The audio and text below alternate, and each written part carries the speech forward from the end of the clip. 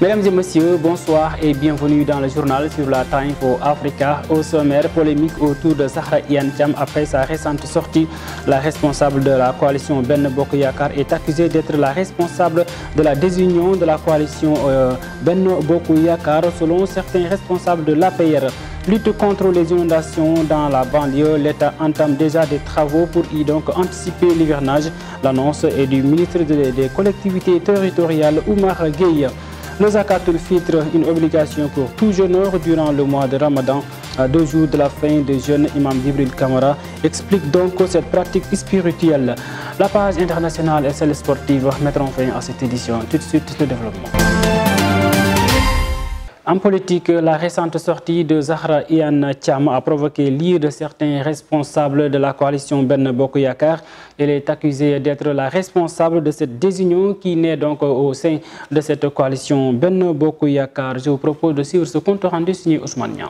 Les responsables politiques de l'APR de SICAP Liberté au bord de l'explosion. Ils accusent Zahra Iyane Thiam, ministre de la microfinance, de vouloir saboter leur union dans cette localité en s'autoproclamant coordonnateur de Benno Bokk Yakaar dans cette cité, chose qu'ils dénoncent. Cette coalition a été toujours coachée par ces leaders que vous voyez ici à mes côtés.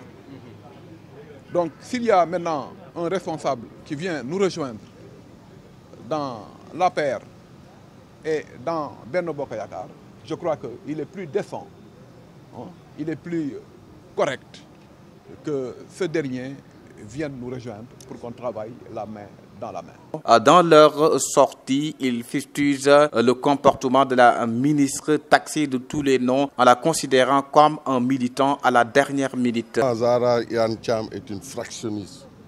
Zahra Iyane Thiam est dans la désunion. Zahra Iyane Thiam, c'est de l'indiscipline politique caractérisée.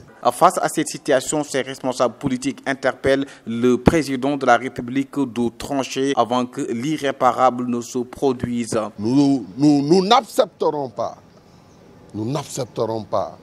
qu'un individu venu de nulle part, je l'appelle individu parce que je ne comprends pas visiblement son comportement et personne ne peut le comprendre. Nous interpellons le président de la République pour qu'il puisse prendre ses responsabilités et ramener à l'ordre, voire même sanctionner le camarade Zahra Iyane Thiam.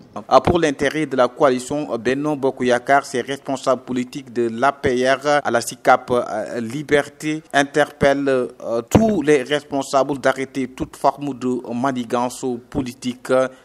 Merci Ousmane Niang. Les autorités en charge de l'école sont très remontées contre les relations extra-pédagogiques qui existent entre les élèves et les enseignants. À Matam, l'inspection académie a réagi et donc a tiré l'attention sur ces faits au niveau de ces enseignants. Suivons les explications avec Barthélémy Colli. L'inspection d'académie de Matam tape sur la table dans une note circulaire signée ce mercredi 27 avril 2022. Il dénonce les cas d'abus sur certains élèves sans donner plus de détails. Il met revenu dans des cas récurrents de relations extra-pédagogiques non conformes aux règles d'éthique, de déontologie et de la morale professionnelle entre certains membres de nos personnels en service dans les écoles, les établissements et les jeunes filles. Particulièrement a déclaré M. Babou. De son avis, de telles relations occasionnent des faits délictueux et préjudiciable à la dignité des jeunes filles et engendre souvent un arrêt de leur scolarité. Il rappelle ainsi que conformément aux dispositions réglementaires qui régissent le fonctionnement des écoles, des établissements, des structures en charge de l'éducation et de la formation, toute relation entre un élève et un membre du personnel doit rester pédagogique, contribuer à sa formation, son encadrement et sa réussite. À ce titre, l'autorité académique engage des inspecteurs de l'éducation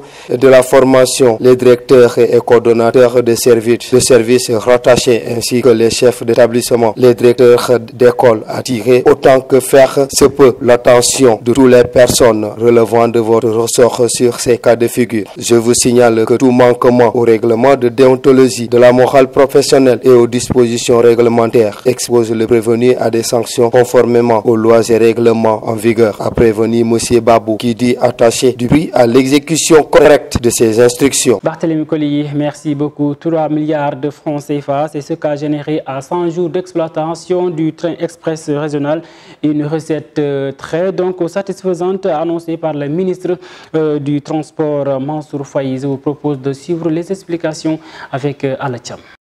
5 millions de passagers pour 3 milliards de francs CFA de recettes. Ce sont les chiffres de l'exploitation du terrain express régional après 100 jours d'activité. Avec la deuxième phase dont les travaux ont démarré, 300 000 passagers journaliers sont attendus alors qu'il y est de 50 000 actuellement. Par Malik Gaye, il ne fait aucun doute, Dakar s'est approprié le train express régional. En termes de recettes, ce sont environ 3 milliards de francs CFA générés par le TER. Un chiffre d'affaires qui va monter puisqu'il y a une forte affluence et des mesures supplémentaires qui sont prises pour mettre davantage les passagers dans les conditions les plus appropriées, a informé le ministre des Infrastructures, des Transports terrestres et du Désenclavement hier lors de la conférence de presse du gouvernement. Fort de ce constat, Mansour Faye a répondu en filigrane aux détracteurs du projet de transport en masse. En ces termes, le sentiment le mieux partagé, c'est la satisfaction exprimée par les Sénégalais qui ont vu leur quotidien changer, leur vie en transformer et surtout en termes de gain de temps mais aussi d'économie et de régularité. Il nous arrive de prendre le terrain et de discuter avec les gens. Ils sont nombreux à avoir critiqué le terrain mais aujourd'hui ce sont eux qui félicitent le président de la République par rapport à cette vision. Mansour Faye, qui est revenu sur les 100 jours d'exploitation du TER, a expliqué que ce sont en moyenne 50 000 passagers qui prennent le terrain chaque jour. Loin des 113 000 personnes attendues quotidiennement à l'Encoire, c'est parce que 3 wagons ne sont pas encore utilisés. À cet effet, Mansour Faye a révélé qu'une étude est en cours pour voir comment mettre en place ces 3 wagons restants. Avec la deuxième phase, 22 trains vont relier Dakar à AIBD et permettront de transporter 300 000 passagers par jour. Compte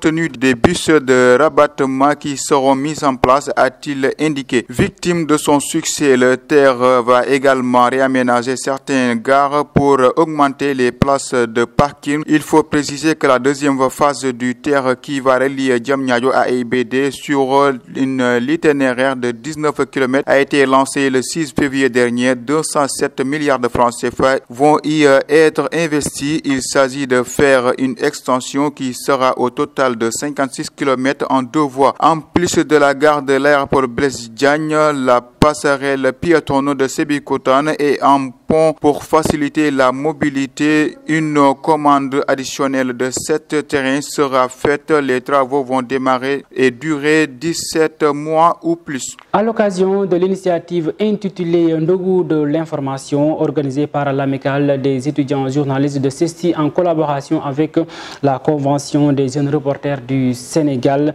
le sous-préfet de Dakar, Djibi Diallo, est revenu sur la mission des forces de l'ordre lors des événements couverts par les journalistes. Je vous propose de l'écouter. À chaque fois qu'une force est devant vous, devant un journaliste, pour lui demander de respecter une directive, il y a certainement un problème de communication. Et c'est là qu'il y a le problème.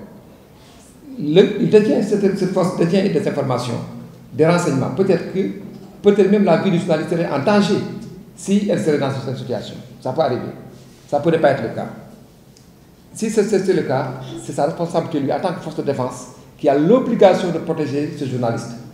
Si ce dernier, imbu par, n'est-ce pas, l'envie de l'être informé, la collecte d'informations, le traitement d'informations destiné à la consommation, peut-être il peut oublier cette partie très importante pour sa vie.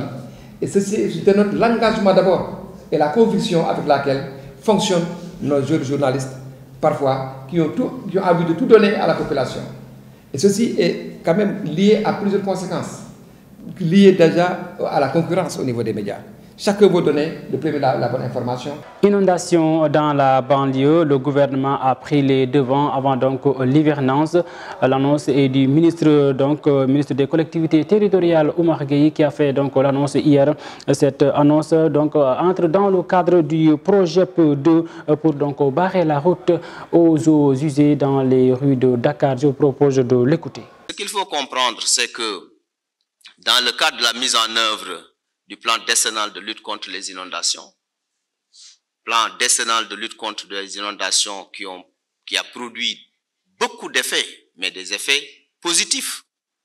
Si nous nous référons à 2012, les inondations de 2012, les difficultés qu'on avait pour pouvoir vivre cette situation, c'est pour cette raison qu'il y avait donc ce plan décennal de lutte contre les inondations qui est exécuté par le ministère de l'eau et de l'assainissement.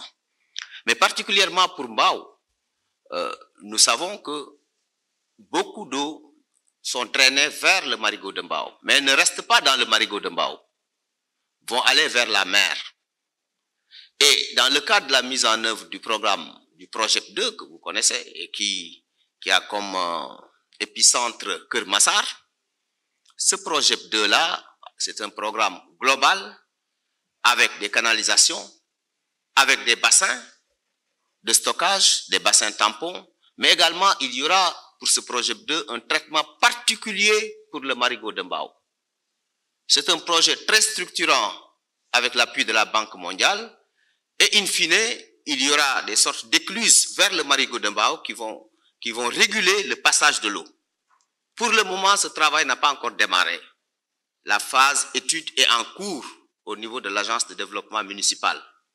Mais nous tous, nous sommes d'accord que ce qui a été fait l'année dernière a permis d'atténuer ce que nous avons vécu en 2020 pendant les inondations de Keur Massar. Les prix des denrées de première nécessité et les matériels de construction sont en hausse depuis quelques jours au Sénégal. Une augmentation qui ne laisse pas indifférent aux consommateurs qui interpellent l'État du Sénégal à trouver le plus rapidement possible les solutions. Suivons donc les éléments de détail avec Oumi Dramé. Hausse des prix des matériaux de construction et des matières fossiles, l'Union nationale des consommateurs du Sénégal s'inquiète et regrette l'augmentation continue de ces prix. Les cours des matières premières ont également pris l'ascenseur. Le contexte est international avec la guerre en Ukraine, mais pour le président du SOS consommateurs, c'est un prétexte. Cette flambée a touché le loyer, mais pour ces consommateurs, l'État doit mettre en place une politique de réduction des coûts du logement. S'agissant des denrées alimentaires, il dénonce un certain laxisme de l'État. Il souhaite avoir une politique de consommation locale. Merci Oumi Dramé. La ville de Diourbel risque de confronter à une pénurie de poulets pendant la Korité en raison d'une rupture notée dans la production d'œufs et de poussins notée depuis quelques mois, selon le président de l'association pour le développement de l'agriculture de Diourbel, Sidi Baracham. Il affirme que la même situation prévaut dans le département et dans l'ensemble de la région de Diourbel.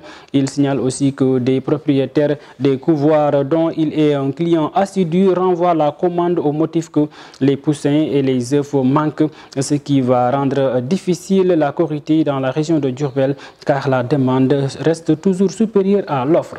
Immigration clandestine, plus de 3000 migrants sont morts l'année dernière en mer alors qu'ils tentaient de rejoindre l'Europe, soit le double du bilan enregistré en 2020, a indiqué l'Organisation des Nations Unies. Selon le porte-parole de l'Agence des Nations Unies pour les réfugiés, il précise que sur un total donc de 1924, 1900 personnes ont été déclarées mortes ou disparues sur les côtes et routes méditerranéennes et centrales occidentales, tandis que 1153 autres ont péri donc ou disparu sur les routes maritimes de l'Afrique de Nord-Ouest vers les îles Canaries. Parlons à présent de la Korité à 2 jours de la fin du mois de Ramadan. Très important de rappeler aux jeûneurs de sortir ce qu'on appelle donc le Zakatul Fitr. Comment donc la sortir, mais à qui donner cette aumône? Nous avons tendu notre micro à Imam Djibril Kamara de la maison qui nous explique. Je disais que la Zakatul Fitr est une obligation pour le croyant, le musulman qui jeûne le mois de Ramadan. Et c'est une pratique qui doit se faire les deux jours avant la Korité. Parce que on doit permettre à ceux qui sont bénéficiaires de pouvoir organiser leur fête comme il se doit. Donc, c'est à cette période-là qu'on doit sortir la Zakatul Fitr. Si on ne la sort pas, tant qu'on ne la sort pas, notre Ramadan n'est pas accepté. Il n'est pas agréé par Dieu. Donc c'est une obligation. C'est une manière d'obliger les gens à sortir la zakat pour les bénéficiaires. Parce que si Dieu ne nous obligeait pas en disant que si vous ne le faites pas, votre ramadan n'est pas accepté, peut-être il y a des gens qui le négligeront. C'est pourquoi on dit il faut le faire, sinon votre ramadan n'est pas accepté. Maintenant, à qui le donner? C'est aux pauvres. D'abord, à celui qui est nécessiteux, mais qui n'ose pas aller dans la rue demander, tendre la main. Cette personne-là est une personne vulnérable, elle est la première bénéficiaire. Parce que si on ne va pas vers elle, elle n'aura pas de zakat. La deuxième personne qui doit en bénéficier, c'est le pauvre que vous rencontrez dans la rue et qui vous demande une pièce de monnaie, doit être bénéficiaire. Le miskin, c'est celui qui n'a véritablement rien du tout. Par exemple, qui est handicapé et qui ne peut pas travailler, qui n'a absolument rien, c'est lui qui vient en troisième position. Ensuite vient en quatrième position celui qu'on appelle l'étranger, celui qui vient de voyage et qui arrive dans votre pays et qui n'a rien. Pour sortir la zakat, on la sort à partir de ce que l'on mange. Si c'est du riz qu'on a mangé durant le mois de Ramadan, on doit le sortir en riz. Et le même riz, pas un autre riz, mais le même riz et la même quantité. La quantité, c'est les 2 poignées regroupées, remplies de riz, les 2 mains regroupées remplies de riz, 4 fois, qui équivaut à 2,250 kg. Donc c'est à peu près l'équivalent en argent. Ici, en francs CFA, ça tournerait autour de 2250. Parce qu'il est permis, de nos jours maintenant, d'après ce que disent les scientifiques musulmans, les oulémas, ils se sont mis d'accord pour dire qu'il est possible de sortir cela en francs CFA, en argent, pour permettre aux bénéficiaires de pouvoir véritablement assurer leur fête de Tabaski. Parce que vous pouvez leur donner du riz, mais avec le riz, ils ne peuvent rien faire. Il faut bien qu'ils arrivent à le cuire, de l'huile, du sucre, ou bien de l'huile, de la viande, du poisson, etc., pour pouvoir faire leur fête. Donc si vous leur donnez en même temps de l'argent, ils pourront pouvoir acheter le nécessaire pour faire leur fête. Merci Imam Djibril Kamara. Place maintenant à l'actualité internationale que nous démarrons au Cameroun. L'ONG des Médecins sans frontières demande de nouveau aux autorités camerounaises la libération de ces 4 collaborateurs détenus dans la région du sud-ouest. Cela fait 4 mois qu'une infirmière et un ambulancier ont été tous arrêtés alors qu'ils portaient secours à un homme blessé par balle. Guerre en Ukraine, la capitale Kiev a été la cible de frappes hier soir en pleine visite du secrétaire général de l'Organisation des Nations Unies, Antonio Guterres.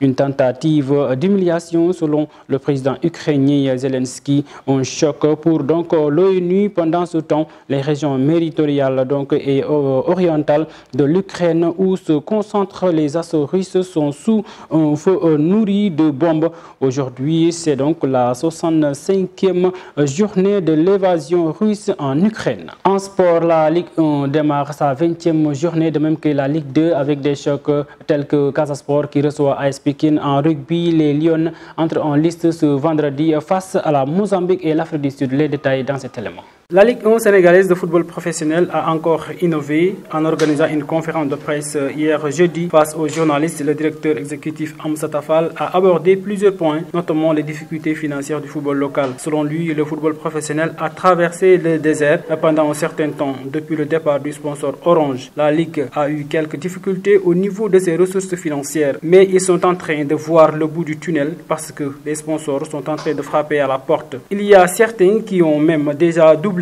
leur mise par rapport à la Ligue. Ils annoncent que toutes les ressources qui leur sont parvenues par les partenaires doivent être distribuées en termes de dividendes au niveau des clubs. La Confédération africaine de football a annoncé le report du tirage au sort des éliminatoires du championnat d'Afrique des Nations 2023 initialement prévu vendredi. Ce tirage aura lieu à une date ultérieure. On débute aujourd'hui la 20e journée de la Ligue 1 sénégalaise. Ce samedi, des chocs étincelants sont au menu avec le Casa Sport leader qui reçoit AS Pékin et son dauphin Génération Foot qui fera face à Djambar. En Ligue 2, le nouveau leader Sonacos reçoit Niary Tally alors que Walidan 2e est en déplacement péril à Dakar contre Renaissance. En rugby, après l'échec des hommes, c'est au tour des femmes à Sevens de vouloir rectifier le tir en terre tunisienne aujourd'hui pour le compte de la Coupe d'Afrique des Nations qui démarre aujourd'hui. Elles affronteront donc Mozambique et l'Afrique du Sud. La compétition se poursuivra jusqu'à samedi. Ce tournoi est aussi qualificatif pour la Coupe du Monde rugby à 7 qui aura lieu en septembre en Afrique du Sud. Mesdames et messieurs, c'est la fin de ce journal. Merci de l'avoir suivi. On vous donne rendez-vous demain sur la Time for Africa avec le journal de la semaine. Bonsoir.